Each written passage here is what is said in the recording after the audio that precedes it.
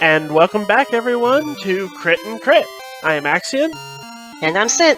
and we are concluding our discussion of the individual chapters of A Christmas Carol. Yep, we just finished up. Oh, we're being stopped by the border guards. Looks like there was an avalanche that forces us to go the other way. Speaking of avalanches, Scrooge has had a hell of a night, huh? Yep, but it has only been the one night. As contrary to what Marley told him of you will be visited once a night by a different spirit for 3 nights running, it was all one night. And he awakes on Christmas Day.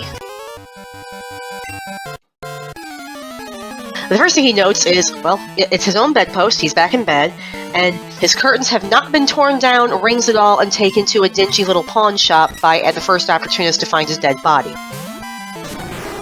Which is probably for the best.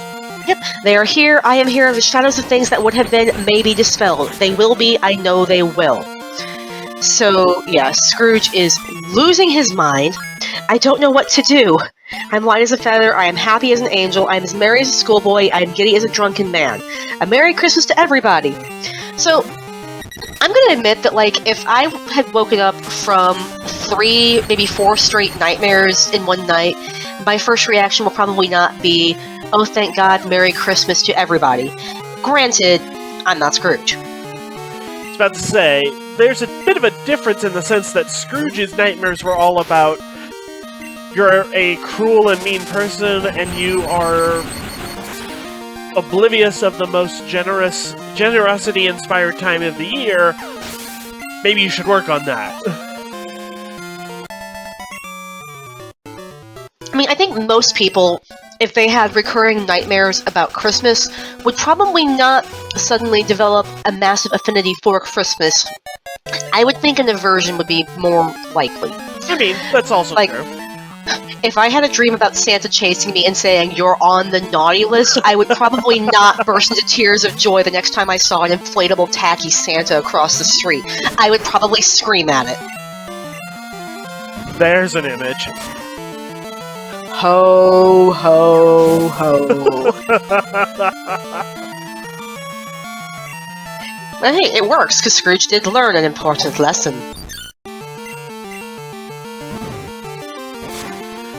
This is definitely what we're going to need to do in the future. I mean, I'm okay with Hogfather. It's the best Christmas book.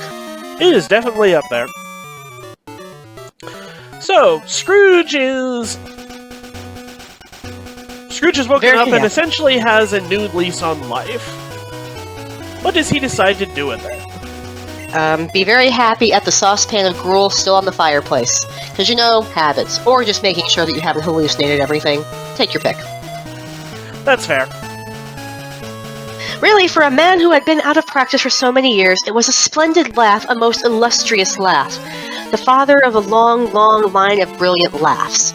Which, indicates that, yeah, he is turning over a new leaf. He got a shock to the system, which was exactly what he needed to get his head back on.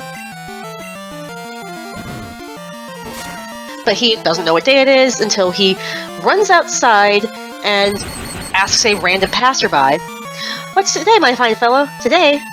Christmas Day." And I can only imagine what is going through this poor child's head as this insane old man, who I don't believe actually stopped to get out of his pajamas, is just screaming, "What day is it? Oh, thank God, it's Christmas! Yay! I want you to go to the store and buy that gigantic turkey for me and take it to this address." I'm just seeing the Jumanji Robin Williams meme of what year is it. Just put a Santa hat on him. So yeah, I'm just trying to picture what's it like for this kid. You're out, it's Christmas, you're on your way somewhere, and an insane old man tells you, "Go buy a turkey. If you get that back here within 5 minutes, I'll give you money." Okay, old man. I like money, and I also like not being turned into one of Mrs. Lovett's meat pies. I have no idea what you have going on in that head of yours.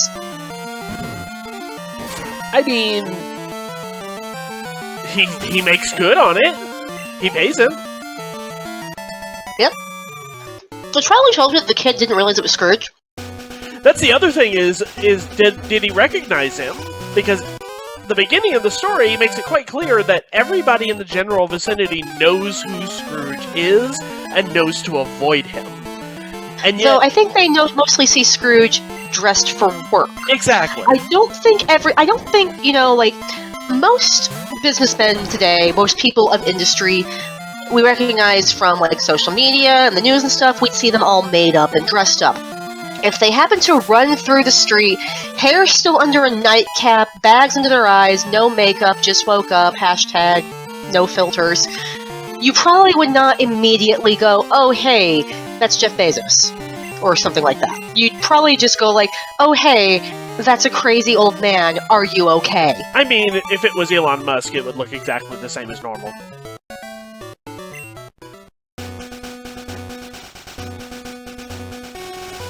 But yeah, so Scrooge decides first thing he's going to do is do something nice for the Cratchits. So the turkey he tells the kid to buy, I'll send it to Bob Cratchit's, he shan't know who sends it, it's twice the size of Tiny Tim.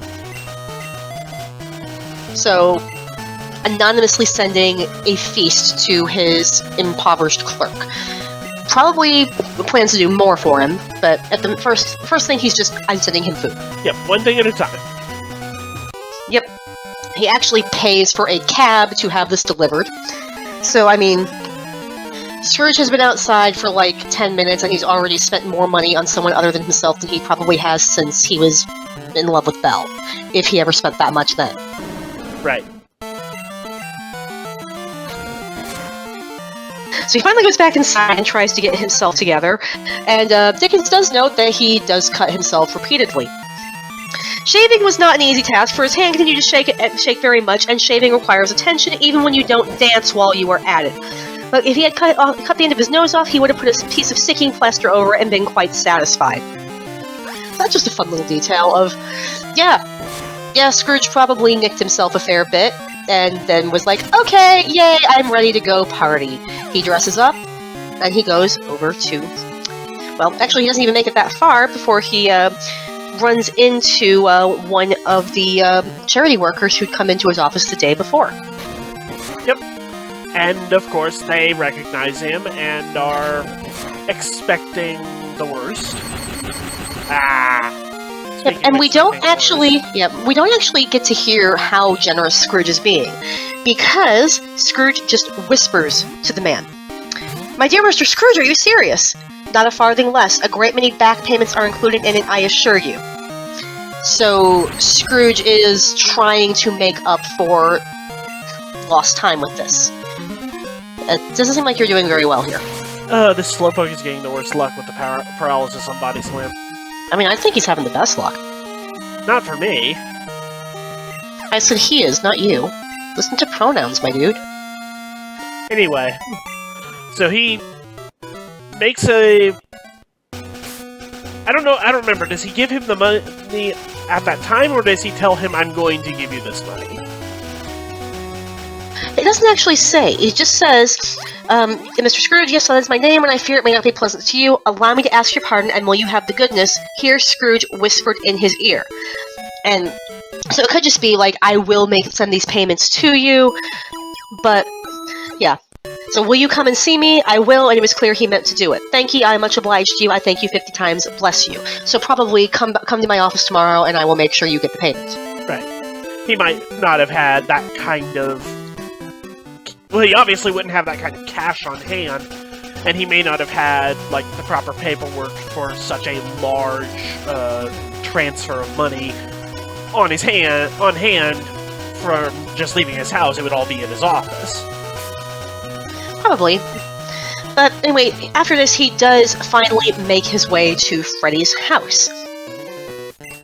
And Fred is just, you're actually here! Holy crap! Yep. It's like, will you let me in, Fred? Let him in. It's a mercy he didn't shake his arm off. He was at home in 5 minutes, and nothing could be heartier. So yeah, Fred completely brushes off the fact that Scrooge basically called him an idiot and laughed him out of his office the day before with, you're here, you are welcome here, I told you you'd come, you're gonna have a good time, I'm so glad you're here, yay. Fred's just like a giant golden retriever, isn't he? I mean, Scrooge I am needs sitting that- under your porch because I love you.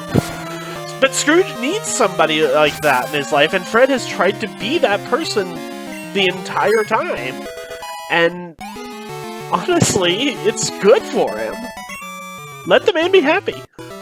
Oh, I am. I just think it's No, I kind mean, of funny. not you. I mean, like Scrooge. And yeah, it's kind of interesting that Freddy is so willing to still be that patient with him because, like, I think there are a lot of people who wouldn't have been that patient with Scrooge after being treated that way for so many years. And I honestly don't think I would be able to be that upset with people who had decided, no, I've had enough. Uncle Scrooge treats me like dirt. There's only so much I can take. I'm a human being. I have to have somewhere I draw the line. So it would have been entirely reasonable for Freddy just to wash his hands of him and try to get on with his own life. But he doesn't. He still keeps trying and, well, probably makes Freddy a better person than I am. I mean, he does seem like a genuinely good guy.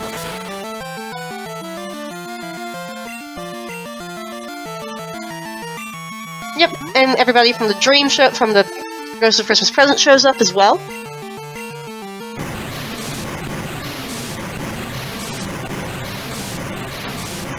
They have a nice little Christmas day. And there's food and there's celebration, and it's just as fun as Scrooge remembered it from the dream, or from the vision. Yep, and then Scrooge decides that his next order of business is, I must be at work tomorrow before Bob Cratchit. I told Bob Cratchit to get in extra early, and I want to catch him late. So, that's actually a little bit worrying at first, because this does seem like something old Scrooge would have done. I want to get my employee in trouble for missing a day of work, but we know more. Right. So what happens next? So Bob actually does come in, like, a full, 20 minutes late to his normal time. Hello, growled Scrooge in his accustomed voice, near as he could feign it. What do you mean by coming here this time of day? I'm very sorry, sir. I am behind my time. You are? Yes, I think you are. Step this way, if you please. It's only once a year, sir, pleaded Bob. It shall not be repeated. I was making rather merry yesterday, sir.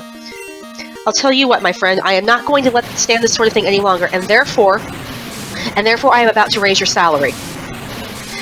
Bob trembled and got a little nearer to the ruler. He had a momentary idea of knocking Scrooge down with it, holding him and calling to the people in the court for help and a straight waistcoat. A Merry Christmas, Bob, said Scrooge with an earnestness that could not be mistaken as he clapped him on the back. A merrier Christmas, Bob, my good fellow, than I have given you for many a year. I'll raise your salary and endeavor to assist your struggling family, and we will discuss your affairs this very afternoon over a Christmas bowl of smoking bishop, Bob.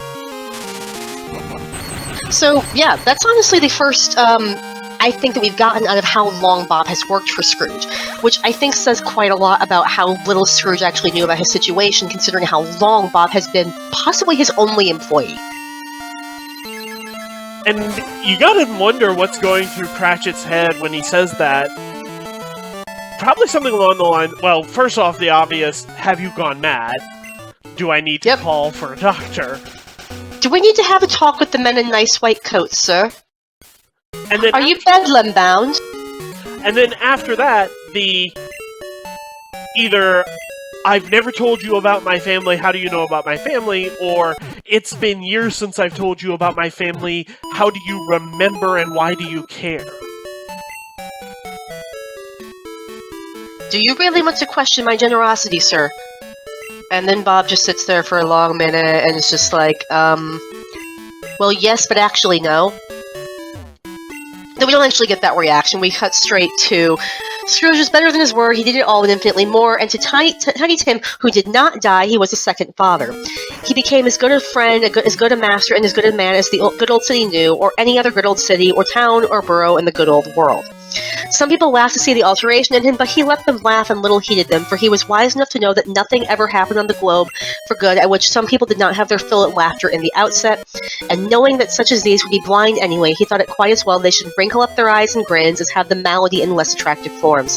His own heart laughed, and that was quite enough for them. So, Scrooge honestly did learn his lesson, he honestly did make good on things, and he was able to help Bob's situation in enough of a way to make a difference to Tiny Tim. And I honestly wonder now, given what we've mentioned with just how fixated he was on Tiny Tim after seeing him for the first time, would he have had as profound a change if he had never seen Tiny Tim? If he just knew that Bob was struggling to feed a family of 6 without ever seeing the boy that likely reminded him of his dead sister? It's a question, and I'm not sure it's one that we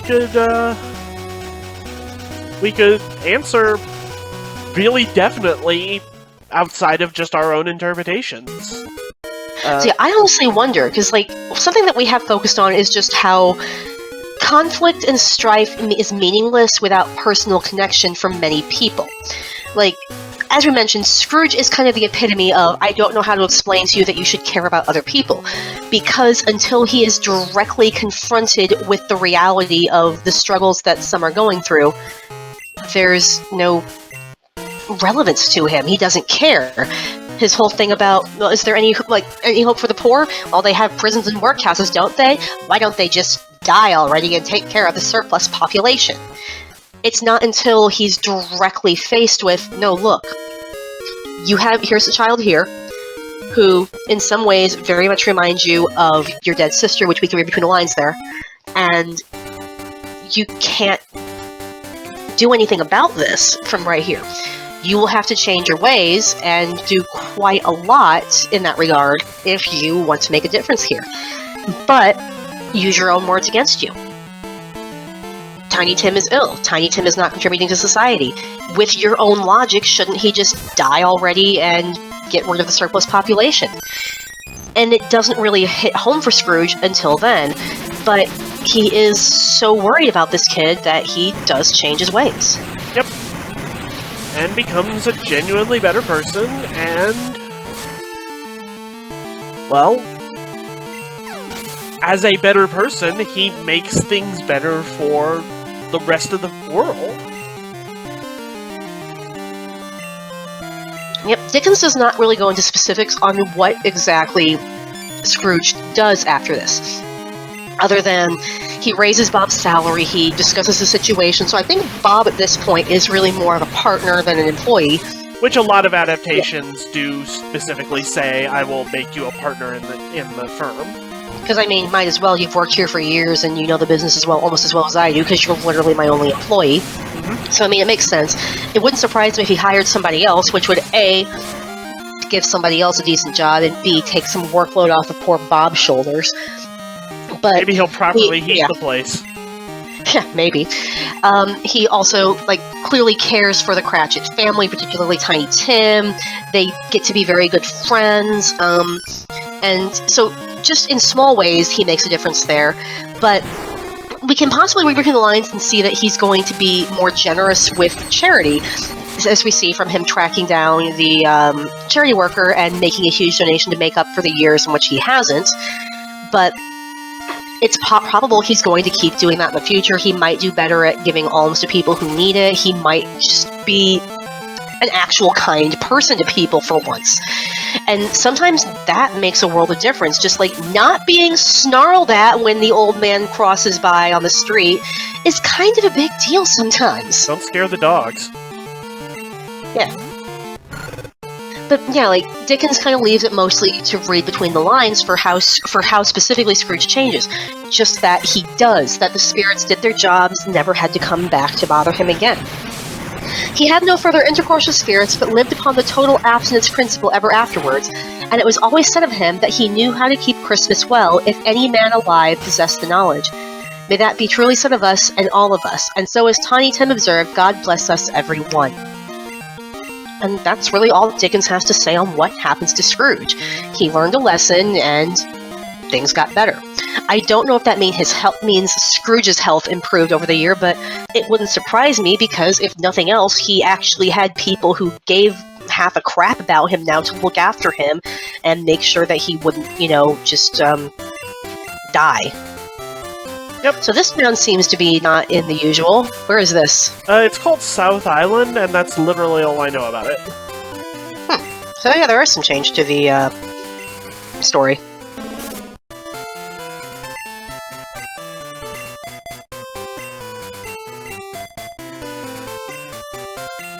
So let's have ourselves a look around, but we will continue with that. Do you have anything further to add while we're on the subject of the last bits of the story?